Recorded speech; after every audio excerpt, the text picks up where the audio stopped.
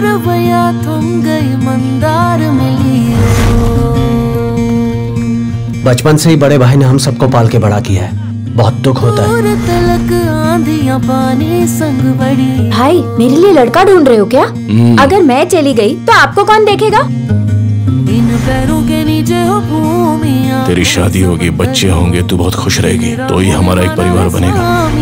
तेरी जमीयत को ये कारवां चल रहा। का केवढा मोठा प्रॉब्लेम झालाय ते, ये ना लवकर। जाऊ दे।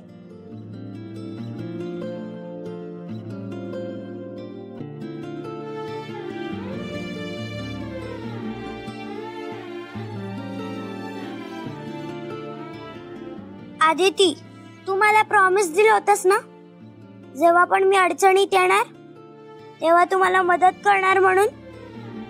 मग आता का येत नाहीयेस? Please please Aditi.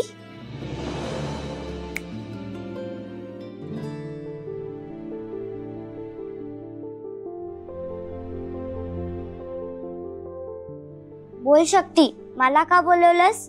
तुला माहितीये मी का बोलवलंय ते, तरी पण मला तुझ्या तोंडून ऐकायचंय.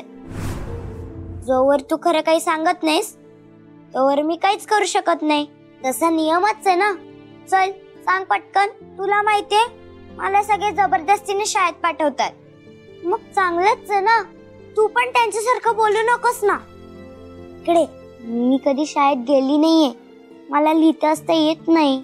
मग त्या ती शाळा आईची आहे आणि आईच्या शाळेत शिकून मला काहीच येत नाही हे जर लोकांना कळलं तर ते माझ्या हसणार नाही का?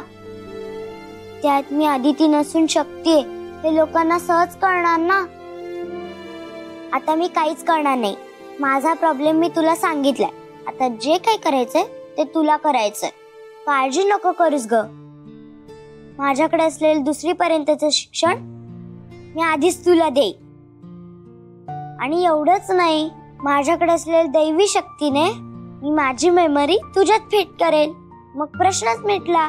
खरंच असं होऊ शकतं. मी म्हणते ना, तुझा आदित्यवर विश्वास आहे ना, मग तर आता काळजी करण्याचं काहीच कारण नाही. आणि मी पण एवढा अभ्यास करणार की कधीच नापास होणार नाही. मला तुझ्याकडून हेच ऐकायचं होतं. थँक्स आदिती.